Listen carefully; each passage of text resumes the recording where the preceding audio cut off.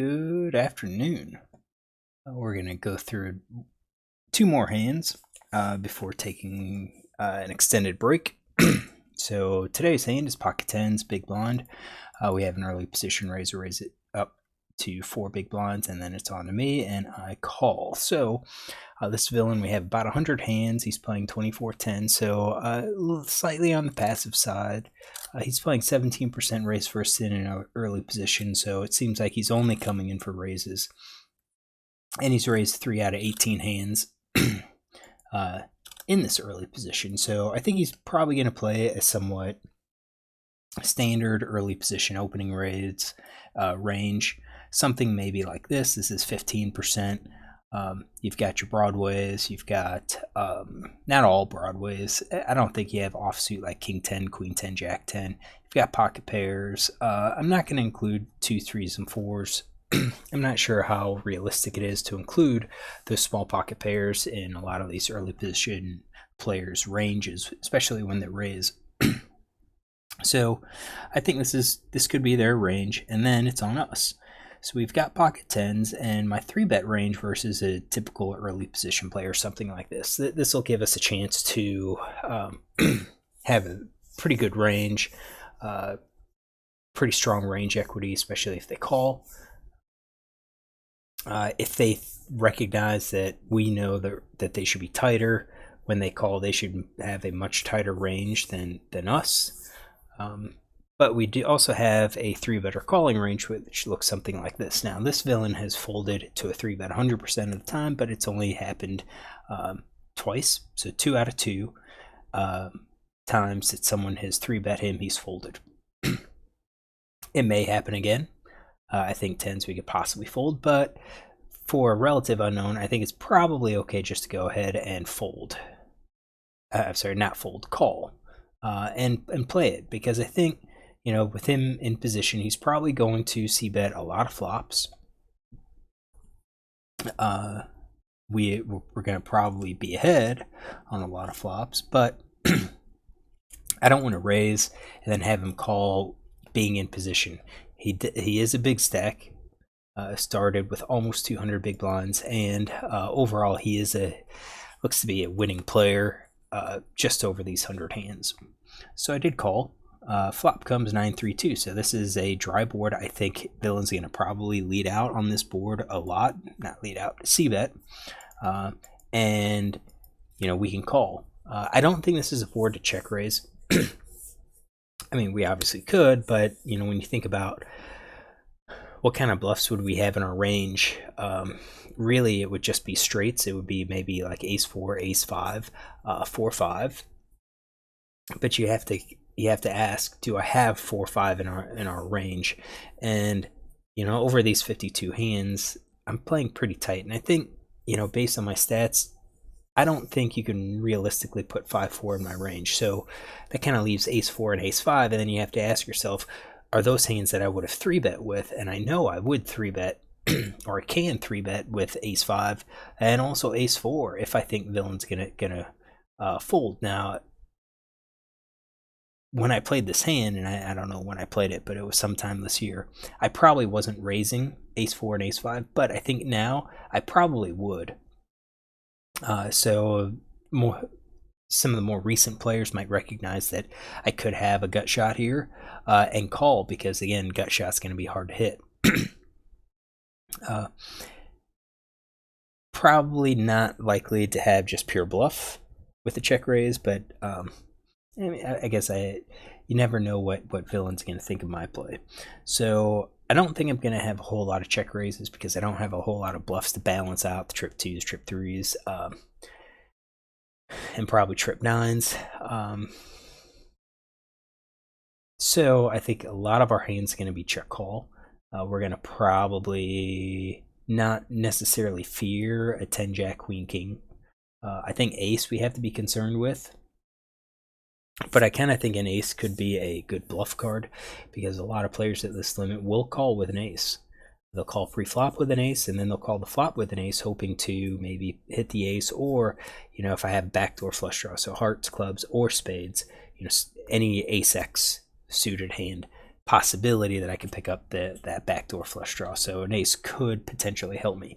I think a play, if I check called and an ace falls on the turn, one play that we might consider is betting, leading into him on the turn to represent that ace. If he calls, he probably has an ace himself, and we could be done with the hand. I don't think he's an aggressive enough player to raise as a bluff on the turn. Other players, maybe, where they say, you know what, I don't believe that you have that ace, so I'm going to raise and see where we're at. And that would put me at a disadvantage. But I guess against a more passive player, I don't think he'd raise. I think he would just call, and if he calls, he probably has that ace. So I did check. I think it's going to be 100% of my range, and villain bets. And he bets actually fairly large as a pot. This could be a bet that he's trying to get me to fold. So it could be all of these Broadway hands. Might just be pairs. But this seems unusual to bet this large with aces or kings or aces, kings, or queens. It doesn't really make sense. It doesn't really make sense to be betting this large with a set of nines. So I think with this large, there it is. Maybe he has a tens and jacks. Maybe. Maybe he has an underpair. I'm not even sure if I give him credit for top pair. I mean, he could, but we do block a 10. So I'm kind of thinking maybe he's dealing with a hand like maybe ace king, ace queen.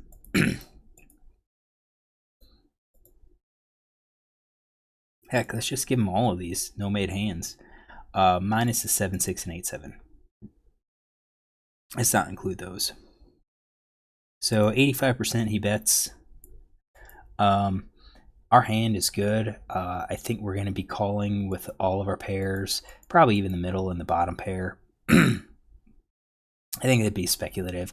I think these are close. We could probably just fold, and even some of these, we could probably fold 4s, 5s, 6s, and not really give up too much. We will call, I think, our backdoor flush draws. I think we're going to give up our overcards and just say, you know what, if we have them as part of our 2-card backdoor flush draw, that's fine. But you know, if we don't, I think we just give up. So 71%, we check call. Turns to 7 of clubs. With our call, it probably helps us a little bit more with our under pairs. But overall, I don't think that necessarily helps. So we're not check raising. I don't really like a check raise. I think we're risking too much. So if villain bets, let's say, you know, he bet the pot already. Let's say he bets 20. Our raise is basically going to have to be all in if we check raise it. But one thing that we could probably do is bet. So if we lead here for 20 ourselves, or maybe even 25, I think he's going to give up all of his overcards. He would probably call with his top pairs. He may call with these under pairs as well. And maybe even 5s and 6s because he doesn't believe us and he now has a gut shot. What does he? No, he doesn't. He's missing the gut shot. Definitely he'll call with flush draw. Maybe, yeah, so maybe 33% he calls. So this could be kind of a good hand to go ahead and bet and bluff. Bluff with our flush draws, open enders, or gut shots. Let's see what our breakdown is when we do this. Gut shots, open ender, flush draws. I think we use those as bluff, and then we also bet with our top pair. 8s, maybe even with our 8s as well. We're kind of doing those for value because I think he could call with some of his draws. And maybe even our middle pair, and that's about, we get a little bit more value than bluff, and that's those middle pairs. I think is what does it. We could probably do like a check call with those, and fold if he fires that 3rd street. maybe even the same with the eights, pocket eights. So do it, top pair. I think that would probably be pretty strong, because right now I think he was going to have a whole lot of overcards. Just be aggressive with that. I checked. So I'm sure I was checking anything that I was going to play. Like all of these would probably just been a check call, including eights and probably even the sevens that I connected with.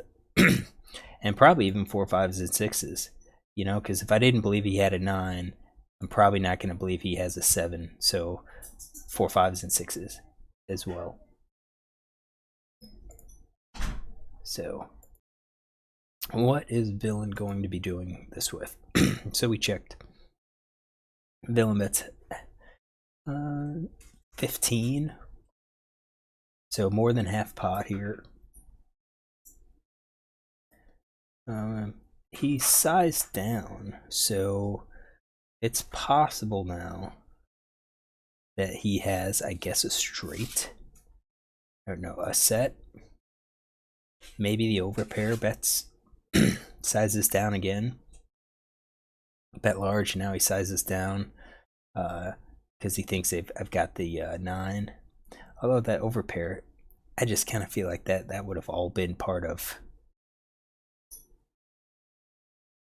that big pot size C bet. So, and I almost think top pair too.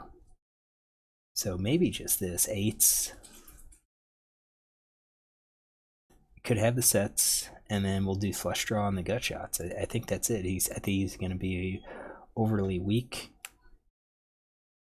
We're going to call. And again, I think check raise would just be, we'd be raising it to 45. We're committing our stack, and I don't think we'd really want to do that with Villain, because if we check raise and he just shoves, we're going to have to get it in, and I'm not going to be too happy to get it in other than with a set. So I think just a check call would be appropriate with that range. River's the queen of hearts. I do think Villain's going to be weak. Misses all of the flushes. If we lead, what hands will call? Obviously the set and the top pair would call. Set could actually raise. The top pair could raise. Middle pair might call, and 8s might call. So I think what we're targeting are these two. I think weak pair probably just folds. So we're looking at 43% calling. Of those 43% calling, I think we're looking at about over 50%. So I think this could be a value bet. And my value bet would be with our sets. I think with our top pair, I think pocket pair below the top card could be value, and our middle pair could be value. Yeah, I think our middle pair could be value, and then I think our nothing would be those missed clubs would be our bluff range. And of course, I think some of our middle pair would just be a check call, like Jack 9, 10 9, 9 8, along with maybe 8s. I think with 3 streets of betting. I think we just have to fold those. I think it makes a little bit more sense to go ahead and lead out here for value. Now, if we think Villain's going to bet, like if I think he's going to bet his weak pairs and his ace high, then yeah, I think we're going to be check calling all of our top pair plus. Probably get a little bit more value than us leading out with top pair and then all of our nothing ends. So I did check. Villain checked behind, which was actually a good sign, because I think now once he checks behind, he's got something that's pretty weak. And what does he do? He had 4s, so that is, I think that would be kind of the equivalent of, you know, 5s and 6s, which he does have in his range. So I do think that's kind of one of his, oops, there, that's it, kind of his checking range. I think same thing with 8s would be his checking range. So I'm gonna say we kind of had it. We can make a note that he did open raise with 4s. Maybe I did. No, we'll make a note of that. How do I think I played? Again, I think against this player, it seems like we did it right. Seems like we thought, I don't think he would have called 4s if we lead into him on the river. It is possible he could call on the turn, but I don't think it makes that big of a deal. I think 10s is definitely a hand that would balance our leads if we were also going to lead with our flush draws and with our gut shots. And I'm not sure if I have that image. So check calling is probably appropriate. I think maybe the GTO would suggest check calling. Once we check the flop, it'll be check calling, hoping that he bets, you know, his wide range, just like he did with the 4s. All right, so hopefully you enjoyed this. Look tomorrow for a last hand that we'll do. That'll be hand number 75, and then we'll take a break for a couple weeks and come back and do 25 more hands to get to our next 100. Look tomorrow for another.